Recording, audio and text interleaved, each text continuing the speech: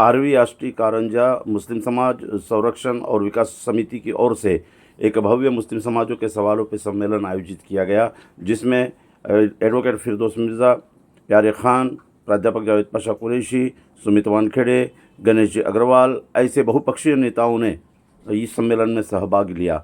सभी पक्ष के नेताओं ने मुस्लिम समाज के समस्याओं पर अपने विचार प्रकट किए। इसमें फिरदौस मिर्ज़ा और प्यारे खान जी का स्वागत किया गया। अपने भाषण में प्राध्यापक जावेद पाशा ने कहा, बहुजनों के नायक महात्मा ज्योतिबा फुले, उनके कांधे से कांधा लगाकर चलने वाली माई सावित्रीबाई फुले, इन दोनों को जब घर से निकाल दिया गया था क्योंकि वो शिक्षा देने के काम कर रहे थे, तो शिक्षा देना ये महापाप है। वो विशेष ब्राह्मणी वर्ण का अधिकार है, दूसरे किसी भी जात के या वर्ण के लोगों को शिक्षा नहीं दी जा सकती। ये देना यानी धर्मद्रोह है, इसलिए उन्हें घर से निकालने के लिए मजबूर किया।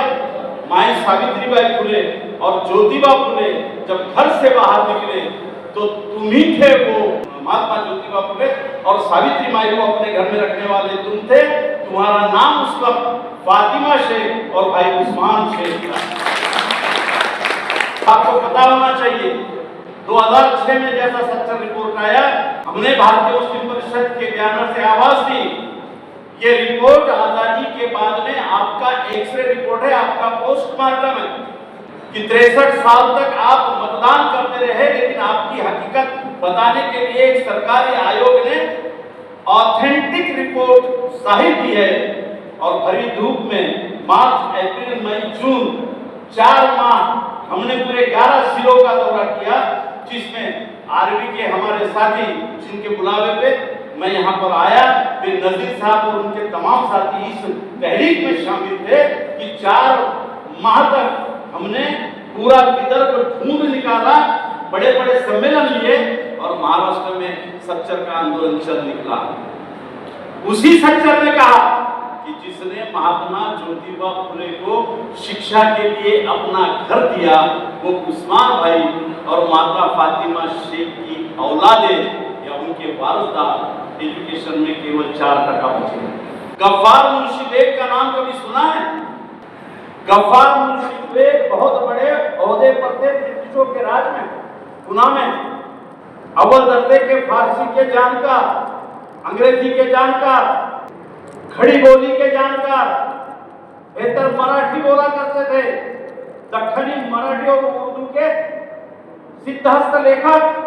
महात्मा ज्योतिबा फुले को 4वीं क्लास से शिक्षा बंद करवा दी गई थी उसी गलत धर्मादेश के द्वारा। और माई सावित्रीबाई फुले कविता लिखती है, जिसमें लिखती है कि न होते घर गफ्फार मुंशी बेग तो ज्योतिबा मेरे महात्मा ज्योतिबा न बनते। इन लाइनों को सुनकर तालियां बजा रहे हो। बड़े मुश्किल से गढ़चिरौली से निकलकर, आदिवासी से निकलकर 6 विषयों में डिग्रियां, 40 किताबें लिखने के बाद, 35 साल के आंदोलन के बाद इस महाराष्ट्र में जावेद पाशा खड़ा होता है।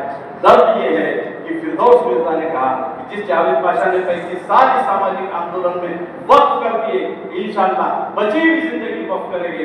लेकिन मैं अपनी कमजोरी समझता हूँ कि 40 किताबें लिखने के बाद में भी पढ़ने वाले 40 कौम मेरे कौम को पैदा नहीं।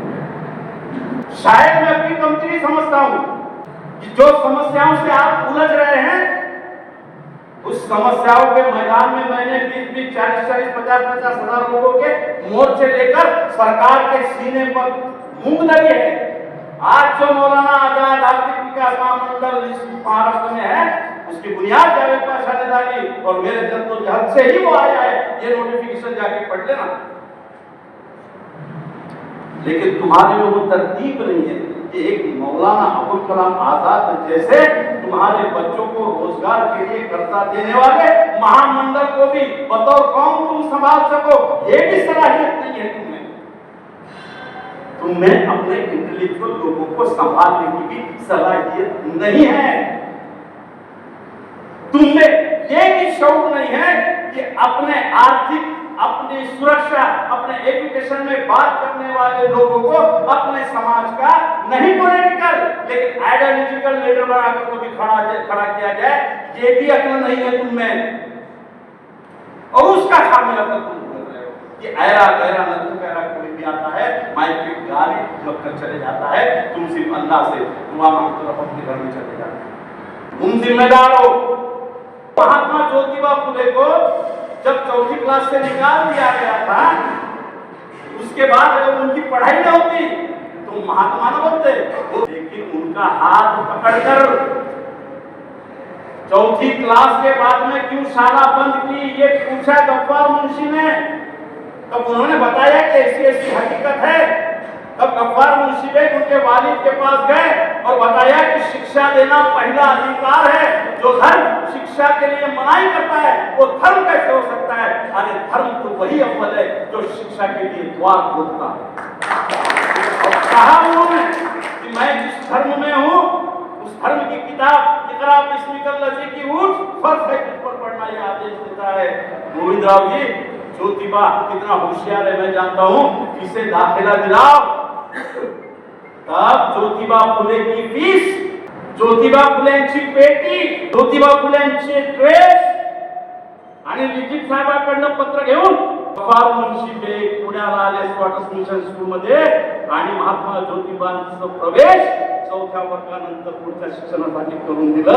म्हणून ज्योतिबा 10वी पर्यंत शिकले आणि महात्मा म्हणून उभे राहिले। कारण महात्मा बनायला शिक्षणाची जोड आवश्यक असते। डॉक्टर बाबासाहेब आंबेडकरांसारखा महान प्रबुद्ध नेता या देशात राहिला नसता तर तुम्हाला नागरिक म्हणून एवढं मान सन्मान या देशामध्ये कधीच मिळाला नसता। तुम्ही महात्मा ज्योतिबाला शिक्षण देणारे, तुम्ही पहिली शिक्षा उघडण्यासाठी आपल्या घराची उसरी देणारे, तुम्ही कसे शिक्षणात मागे राहिले? कसे?